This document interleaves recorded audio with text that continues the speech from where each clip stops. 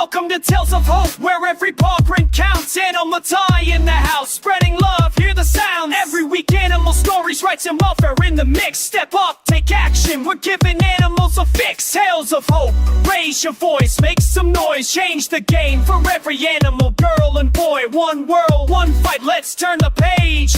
A future for the voiceless, bring hope to center stage. A very good morning, good afternoon, and good evening to all our viewers and listeners across the globe. Today, it is an honor to welcome Honourable Mrs. Gandhi, one of India's most influential voices for animal welfare and compassion. Mrs. Gandhi, welcome to the show. Thank you so much for taking the time. Thank you.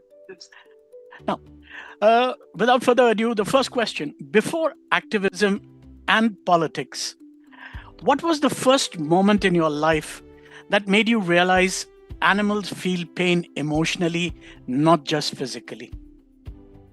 It's something so obvious it hasn't been a first moment. One is born knowing that. There is no difference between any being. An ant also runs if you try to step on it. All of us are in the same mode, which is fight or flight. So whether it is me, a tiger, a lion, an ant, a cockroach, we're all the same. Absolutely. That's so wonderful. Now, do you think society's treatment of animal reveals true psychology of what the civilization is heading towards? Yes, there is no doubt that a nation that treats animals badly will treat its own people badly. And we have shown that repeatedly. When we have these peace conferences where they discuss whether democracy or monarchy or oligarchy or anything is better or worse, I always say that as long as you keep eating animals, as long as you keep being mean to them, no matter what system of government you have, there will never be peace on this earth.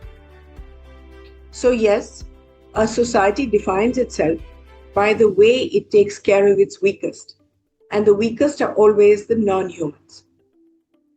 So true. Absolutely so true. Now, you've spent decades fighting for voiceless beings. What has this journey taught you about human nature itself? Well, everybody inside is born sensitive. Children are born sensitive. You get it as a gift from the universe. And then slowly, your parents train you to become insensitive. Isko mat chho, don't touch this will bite you, this will hurt you. And they instill fear in us. Otherwise, a child is born fearless. So it's important to understand that parents create the next generation with their values, their fears. So if parents start teaching their children, as I was taught, to be fearless and to regard everybody and everything as equal, you can get peace on earth very quickly. That would be such a beautiful. It's fear that makes us do the things we do. Absolutely. Now, coming to the most important aspect that has been going around, the recent Supreme Court observations brought human safety and stray animal welfare into direct public debate. How do we create a balance without turning compassion into conflict? I don't know. The Supreme Court did not look at the science of the matter at all. This is a scientific area. When we talk about management, after all, when people talk about management of companies, they go to colleges to learn management, right? Right. So when you have to manage a system, you should be equally scientific about it. You should learn. Now, you can't just sit on a table just because you're a judge and give completely illiterate judgments. So you need to take into consideration, what is the problem? The problem is that you don't want to be bitten by a dog. And I agree with you. Let's look at the limited thing. You don't care about that many dogs being present or not present because the population of dogs is actually going down severely. So it's not that dogs are increasing. What is increasing are the bites. Why are the bites increasing? For several reasons. One is that dogs are now being picked up by rich colonies and thrown into poor colonies. So 99% of the bites are of poor people, lower middle class and poor people, village people. So if this relocation stops, the bites will also come down to minuscule amounts, number one. Number two, in 2001, I had created the ABC system, which is the dog sterilization. Because for years and years, the killing of dogs, it actually multiplied them. You know, the strange thing about the universe is that if you kill 20 dogs in a room where there's food for 20, even if there's one left, it will have 18 children. Dogs grow to fill food spaces. It's as simple as that. Now, no more, no less. Now, as food spaces grow less and waste management comes in, dogs have declined. But the bites are now being seen as increasing because you're relocating. If you sterilize a dog and put him back in exactly his same territory, the dog will be harmless forever. But if you take a dog, whether you sterilize him or you don't sterilize him, and you put him in new territory where other dogs attack him, where people attack him, where he has no friends, where he doesn't know where the food is, he then gets nervous. And on the slightest provocation, he bites. Therefore, what is the scientific answer to it? The scientific answer is sterilize the dog and put him back in his own territory. No more dogs will come into that territory. That one dog knows all the people who live there. He knows who is good and who is bad, so he avoids the bad and stays with the good. And he will be alive for the maximum of 4 years more, 5 years more. And during that time, nobody will get bitten. So this is the scientific reason. And when the sterilization started, again and again, we told the government, put money into this. There are 780 districts in India. Make 780 sterilization centers to begin with, and then double them. And train 780 NGOs. Once you train the NGOs and they have certifications of training, they will then do an honest or good job. But it didn't happen like that. Firstly, the ABC centers took 15 years for even one to be made. Secondly, the ABC program in itself became the most corrupt program in a corrupt country. And I'm talking about the most. So what happens now, for instance, in Pune, you have an NGO that was blacklisted in Bombay for killing every single animal, called Universal. Now they went to High Court and they got a stay on their blacklisting, after which they paid your municipal corporation to take a contract in Pune. Now they are busy killing the animals here and relocating them. They run a side business in picking up animals and throwing them somewhere else. Now they have taken a second contract without a doctor in Nashik. And there have been 1,000 or more complaints that they've done the same there. They have asked for yet another tender to be taken in Pimpri Chinchwad. Now in Chennai, there is one NGO called International Trust of Peace. They have taken 11 contracts in 11 different districts and they have only one doctor.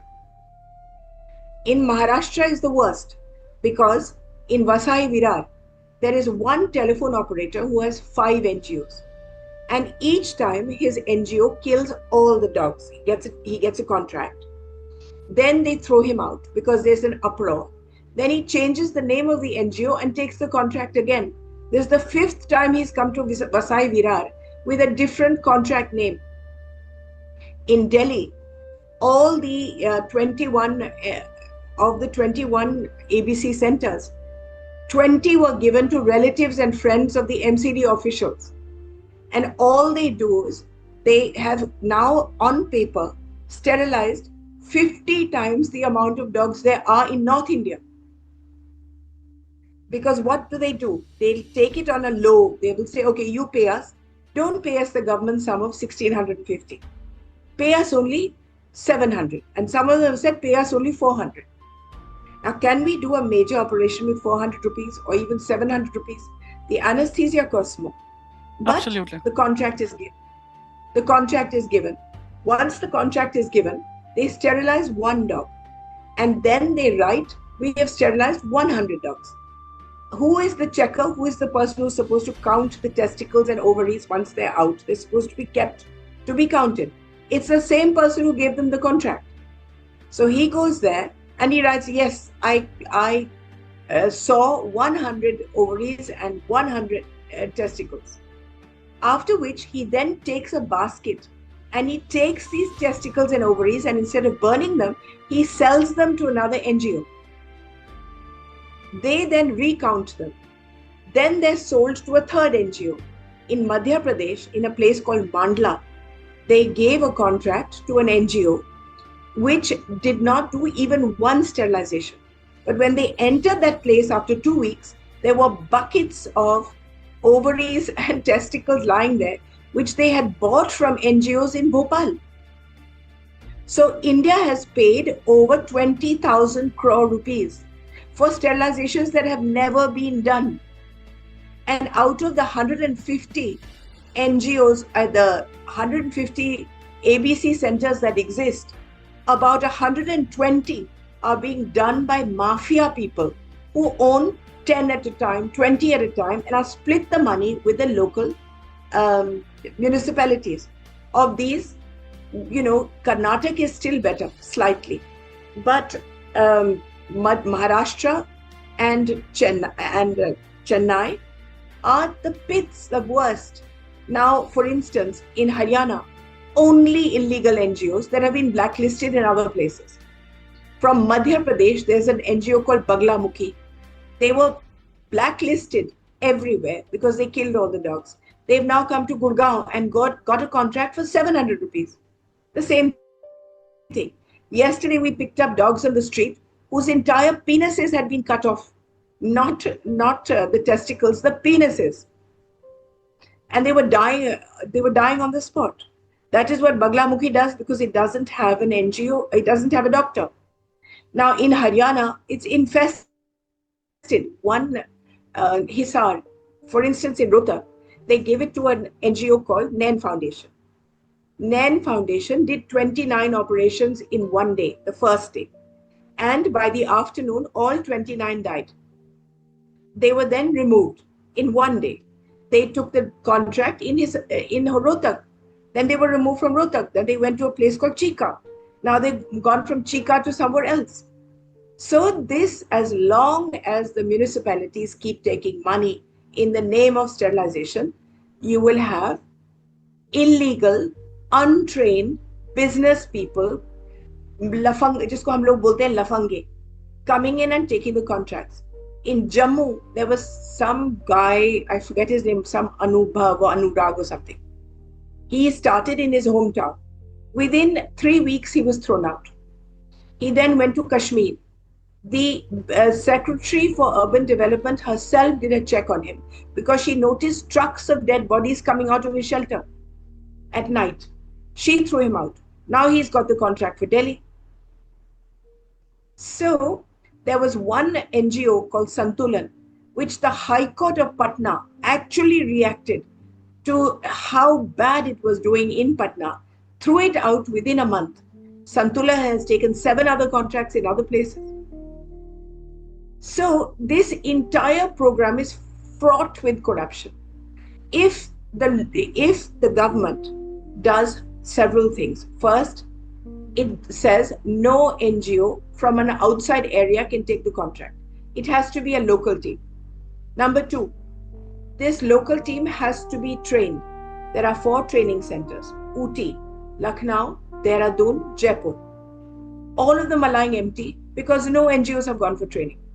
So let the NGOs go and get trained. Otherwise, they can't get certification.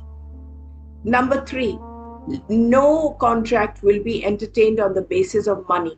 1650 applies to all. All we will be looking at is the technicals. Who is their doctor? Who is their paravet? And what is their background? That's it. If we can do that for 780 districts, within 2 years, your dog population will come to half. Your bites will go down to 1/100th. It's as simple as that. Now, this, now ask me, because I'm speaking far too long. No, So please, we can please. break it with your voice saying that what else did the Supreme Court say? Okay. Say that.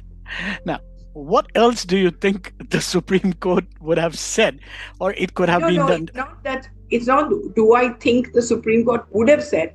They have said it in 131 pages. Yes. What have they said? In November, they've said go back to November 7th, where they passed their original nonsense. Absolutely. They have, so what did they say? They said take out the dogs from hospitals, from colleges, Bus from stands. railway stations and bus stops. That's it. Now, when they said that and they came back now to find out what has been done, they found that not a single thing has been followed, not even one, because it's not doable. It's not scientific. It's just ridiculous. The hospital said that we have 10,000 people coming in to each hospital. Each patient brings 15 baratis, as it were. They sit outside and they feed monkeys, they feed dogs while they're waiting for their patient. How on earth do we get rid of animals? So they said we can't do it. So all the hospitals refused. Then railway stations. The railway station said we have 10,000 people coming in per 10 minutes to catch trains. It's an open area. Plus we have 500 shops selling chola bhaturas and momos and all sorts of things. So wherever there's food, there are not just dogs, there are monkeys, there are rats, there are ants, there are people. So we can't do anything about it. So they refused. The bus stop in charge said, how on earth do we regulate bus stops? Firstly, there are no shops near bus stops. But it's an open area with a road in front. How do we prevent anybody from coming or going? So they said, we're not doing it. And the fourth was colleges. In the colleges, now 54,000 colleges exist in India.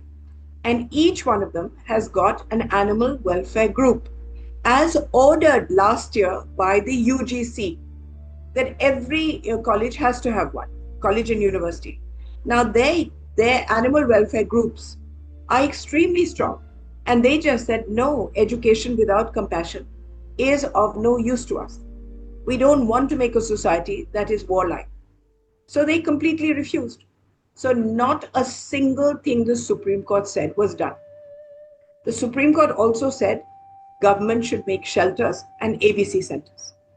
Not a single shelter was made because nobody has the money to buy land.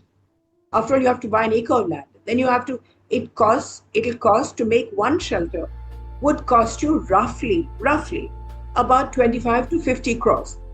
Then to run it will cost you about 5 crores a week. And then just look at the potential health hazard. Suppose you pick up 500 dogs and you put them into a center and one of them has rabies. You have 500 dogs with rabies.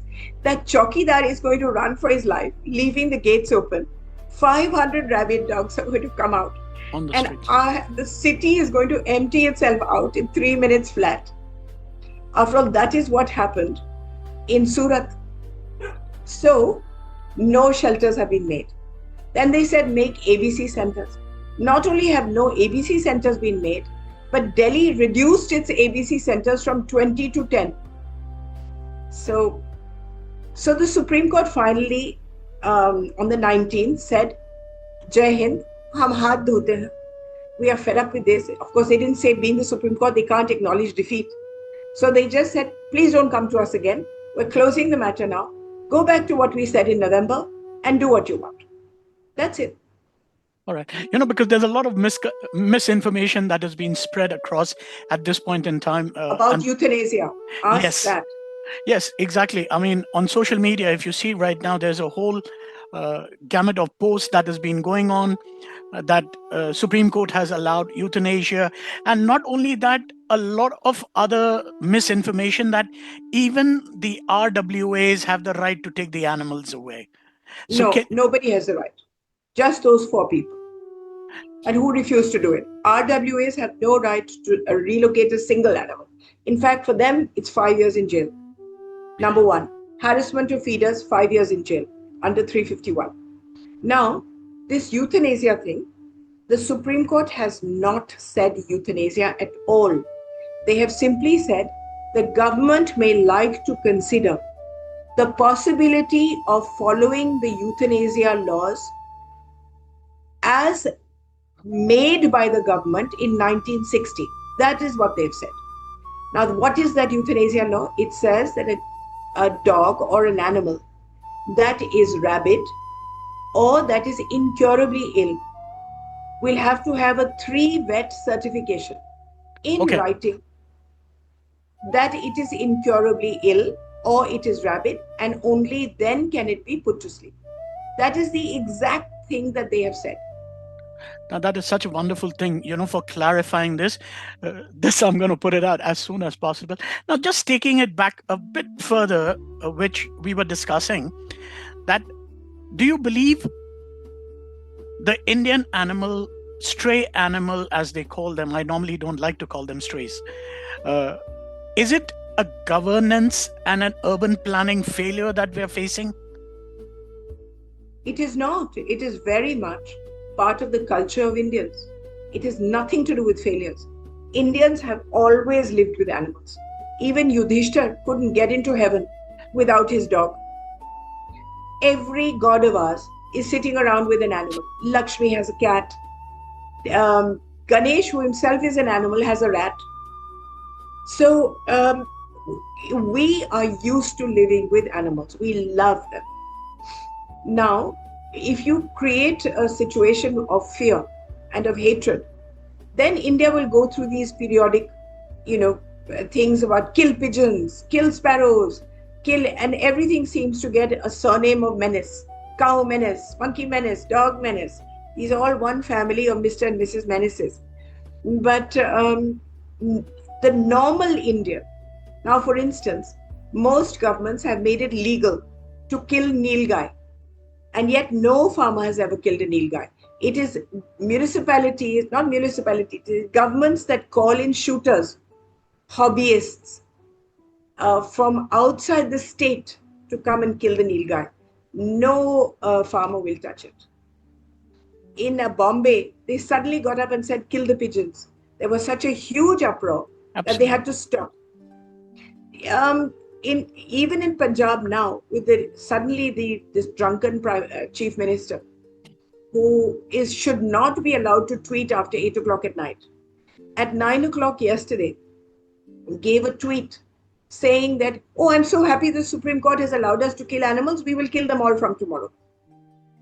Within 1 hour, he was trending on a global. He was number 1 globally on Twitter for over, I don't know how many, 5 crore, 6 crore remarks against him, saying that drunken lout, etc., etc. I mean, he really got it.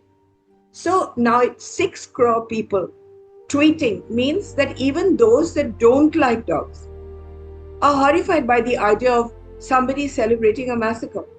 Absolutely. Now, moving further, many citizens today are living with fear after dog bite incidents. How should animal activists respond to that fear with empathy instead of confrontation? Nobody wants to be bitten by a dog. Not me, not you, not anybody. And anybody whose child gets bitten, I would be screaming blue murder if my son was bitten. So I empathize with them totally. But the point is that the answer to this is not to kill the animal. True. It's also to see what is provoking the bites. As I said again and again, do not relocate the dogs. If you relocate dogs, they bite. If it's not your child, it will be somebody else's child. Number 2, feed them in a disciplined, proper manner. Not the whole day, and not glucose, biscuits and milk, which they cannot digest. Feed them in the morning properly, feed them in the evening properly, at the same place, same time. And out of people's way, not near gates. That's it. If they're sick, get them treated. That's it. Once you do that, they will not bite.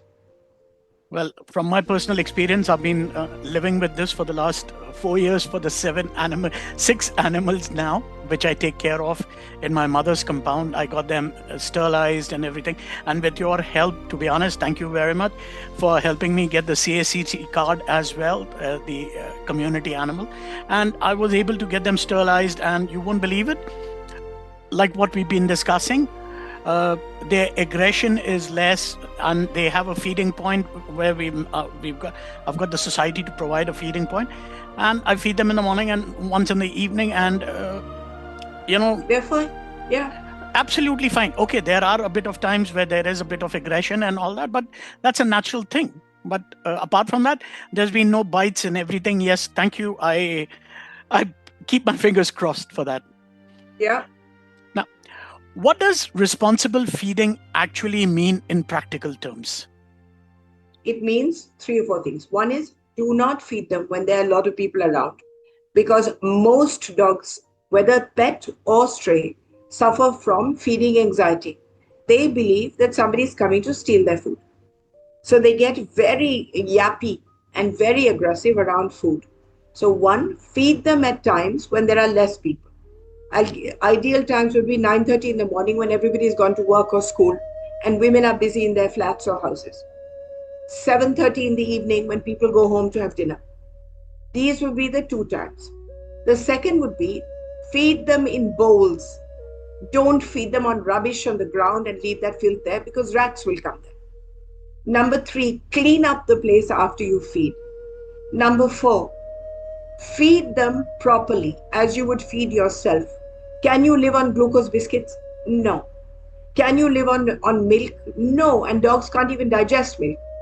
Give them a carbohydrate-based diet. Rice, roti, give them dahi, give them, even though I shouldn't say it, give them mashed boiled eggs mixed with the rice, roti. Give them, if you can afford it, a bit of commercial dog food. Give them that. Now, when you a lot of feeders simply give them rice boiled with waste chicken. Now, this is neither nutritious and it's nothing. And it usually causes kidney failure, which is now number 4, the reason for stray dog deaths. But until something better comes along, that's better than nothing. True. But clean up the place, put them in bowls, feed the correct timings, always give them at the correct, and don't feed them near gates, because people going in and out, then the dogs get to them. That is responsible feeding. And see if you don't inconvenience other people. True. Now, where do you think municipalities across India are failing the most? Sterilization, waste management, enforcement, or education? No, everything. Tell me where they're succeeding. They're feeding. Firstly, the corruption in the program. Number 2, the relocation. Number 3, they have been told by Supreme Court to identify feeding spots. In 7 months, not one municipality identified a single spot. That's true. Not one of them have got either proper ABC centers, nor do they have holding pens. Suppose a dog needs observation. They don't have observation centers. Then none of their sanitation workers have been trained, and they are the ones who do away with animals. This is a program steeped in corruption. Until we do away with the corruption, we cannot. Even waste management is corrupt. So what to do? Now, why do conversations around stray animals become so emotionally polarized in India?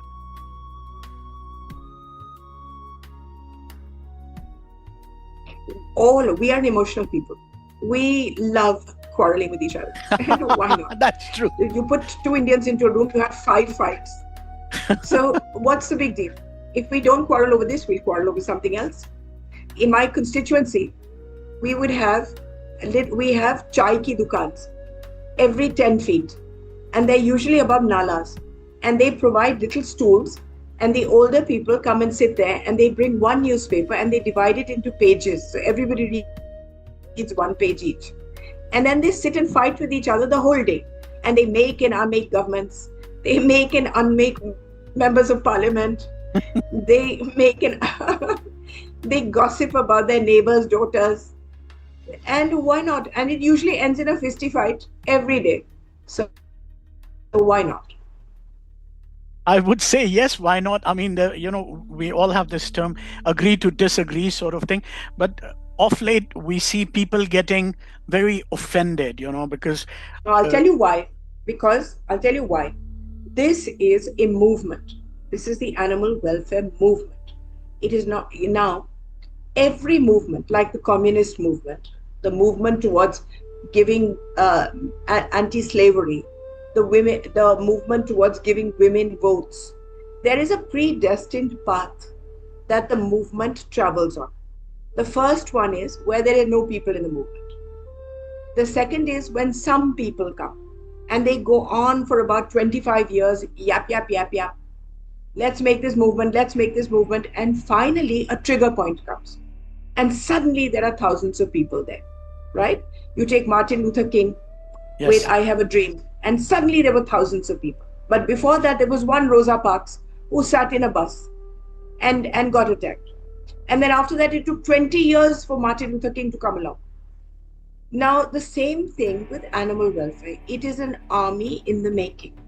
So, for the last 30 years, there have been only a few of us. Then suddenly COVID came. And when COVID came, overnight, those 30, 50, 100 people translated into 2 crore people. 2 crore people. Wow. Now they came out, they fed people they fed animals in the villages, they fed them in the towns. Everybody kept quiet because they felt that this was a passing thing, and the minute COVID is over, everybody will go back to their normal lives and forget about animals again. But it didn't happen. It increased, the movement increased because people realized the pleasure they got. After all, we all work for our own pleasure. So the pleasure people got in feeding, and they had realized that. So they imparted this pleasure and more people joined it. All right? That was the next stage. So now you have an army, but that army is disjointed. You feed alone, I feed alone, somebody else feeds alone. It's not together.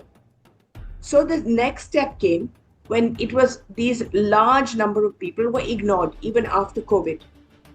Then people slowly started realizing that every single gully in India, every single village has got a feeder. So then they started making fun of them and saying, oh God, you old women, you have nothing better to do, you go and feed. Then that lasted for about 6 months. Then they realized no matter how much they laughed, people were increasing. So then they started becoming more abusive. So now it has reached flashpoint, because in every movement there is another flashpoint where the empire strikes back. And now it will come in the form of the Supreme Court, it comes in the form of people arguing about animals. There is a huge retaliation. But in the what we need to do now is that these 2 crore people who have in the meantime become 4 crores. Why do I say 4 crores? I don't say it lightly. When I was accused by the Supreme Court of being less than respectful to them, when they made this remark about me, 4 crore people wrote to them and said, we are all Maneka Gandhis. And you don't need to speak like that. Okay? That means there are 4 crore people available. But these 4 crore people don't work with each other. In your own town, you don't work with the feeder who feeds the next building. And they don't feed with the feeder who feeds with the next building. So now we have reached the end of this journey. Now we have entered from peacetime into wartime. And for the wartime, we need to have adequate resources. We need that army of individuals to become an army. Today, you feed dogs. Somebody reports you to the police. You go to the police station, or you're hit and you go to the police station. If you go alone, the police will tell you to get lost. But if you go with 20 people to combat the 20 people that your neighbor has brought, because he knows what strength is, then you will win the battle. So I have created an app called the Rapid Response Team. It is a free app. It is available for both Android and for iPhone or whatever. It's on all the app stores. You just need to put it on your phone. If 10,000 people put it on their phones in every district, when you need them, when you're in trouble, you just need to press the SOS button, write down what the problem is, and out of those 10,000, at least 100 will come. The minute you have 100 people standing by you, when your landlord is telling you to get out, when the RWA is shouting and screaming, when there is a dying animal and there's no help available, when the police have asked you to come there because you've been beaten up, when the police refuses to file an FIR and instead files an NC, if you take 100 people with you, you are more likely to get work done. This is the army that I'm trying to create. If we do not make this army now, we are done, we're finished, because this movement will either get victory in the next 6 months or we will be finished. Now, I would definitely support you, because I'll tell you why. Because on this, I have gone through this all by myself, being beaten up, going to the police stations, but somehow, fortunately or the other, because I shouldn't be saying this, I stand very strong when it comes to police stations. I don't fear them. I have gone there all by myself. I've got them to file the NCs. But yes, I will agree with you that when you have 20 people with you, the situation becomes different as compared to doing it all alone. And yes, this is the time, I believe, because I've had a lot of guests on my podcast from across the globe, from big NGOs across the world. And they keep telling me that it is now that we all need to come together and stand with each other. So absolutely, I am with you. I will also put the link to the app at the end of the podcast when we do this. Now, moving further, do you think social media has amplified compassion or amplified outrage?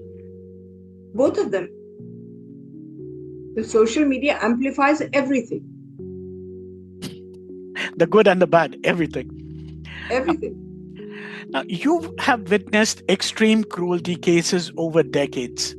Which kind of cruelty affects you the most emotionally even today?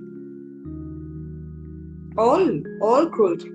It's not just humans being cruel to animals, it's humans being cruel to people, it's humans being cruel to women, humans being cruel to children. All of it affects me.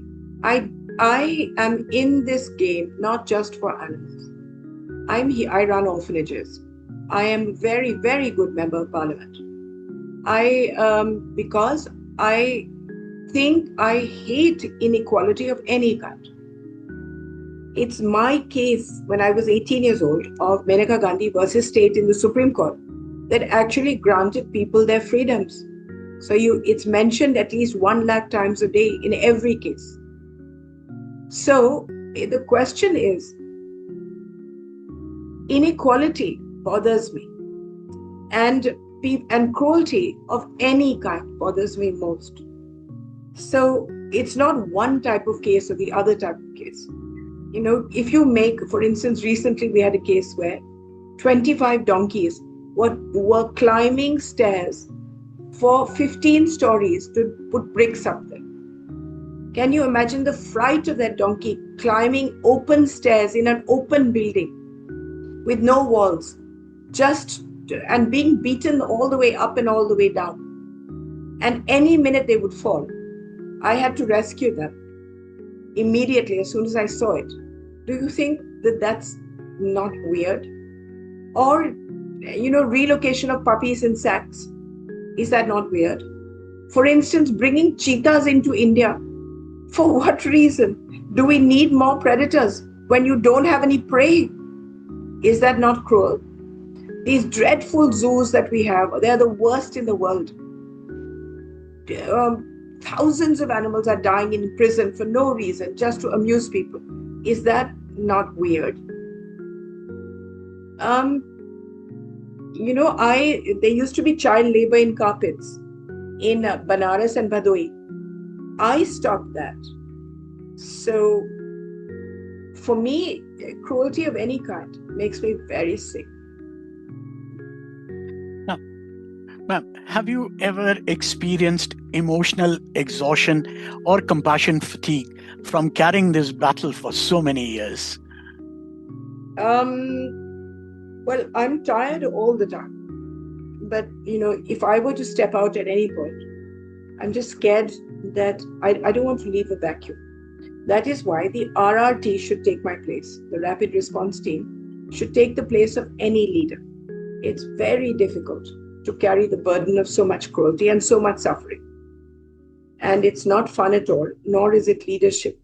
I'm here because I can use whatever power the universe has given me to help people. But if the Rapid Response Team, works, then I would be the first person to rejoice.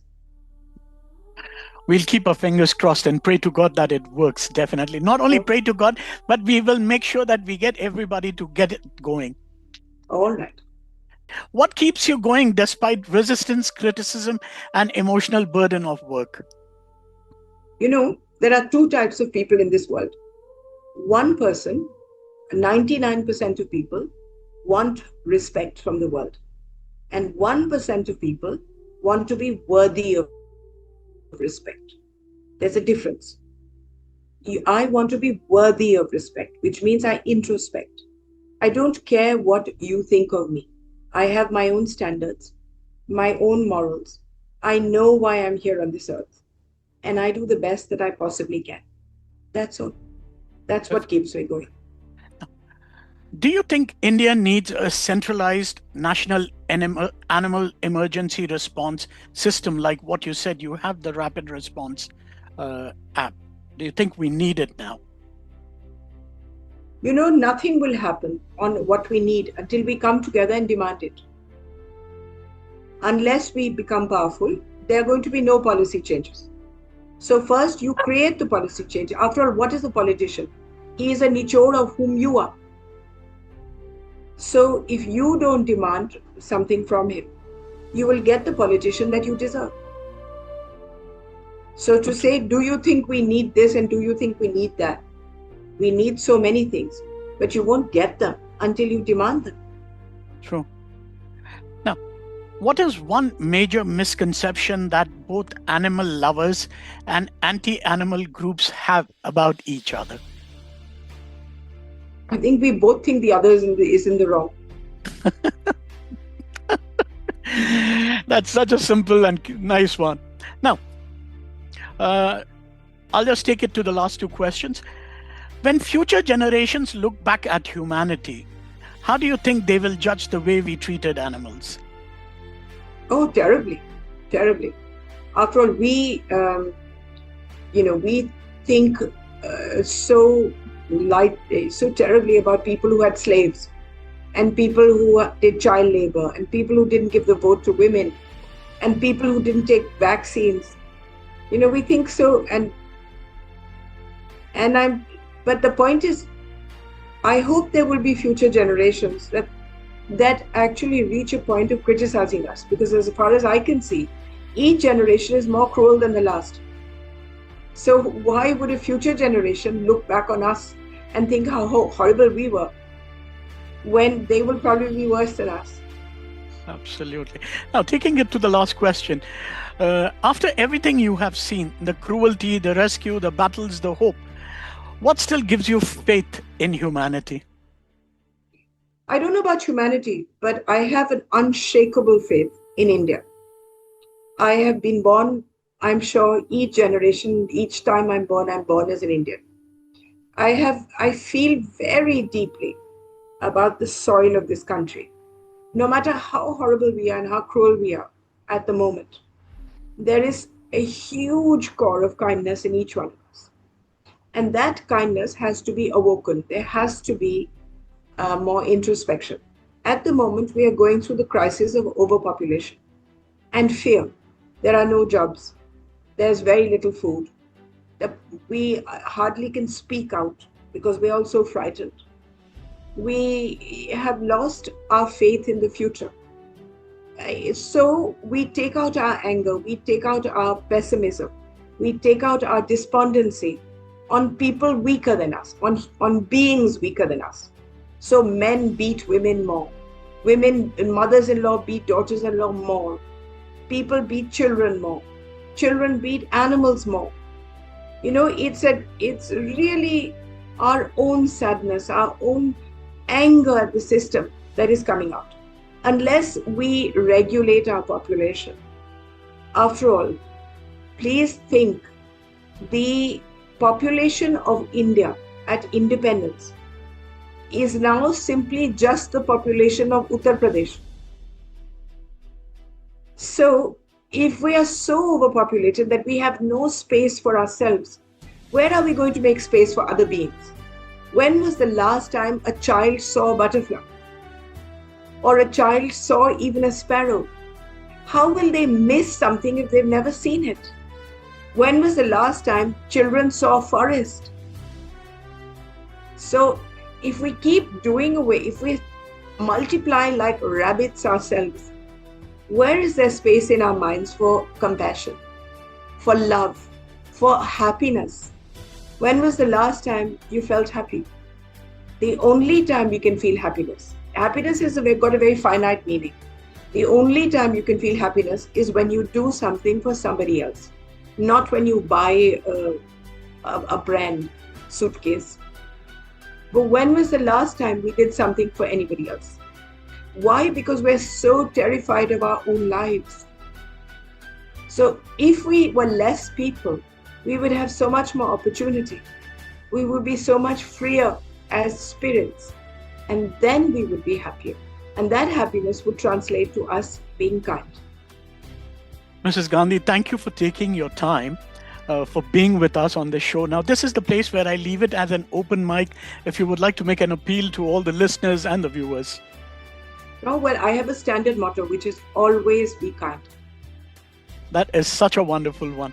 Thank you very much for taking the time to be with us on the show. Thank you so much, ma'am.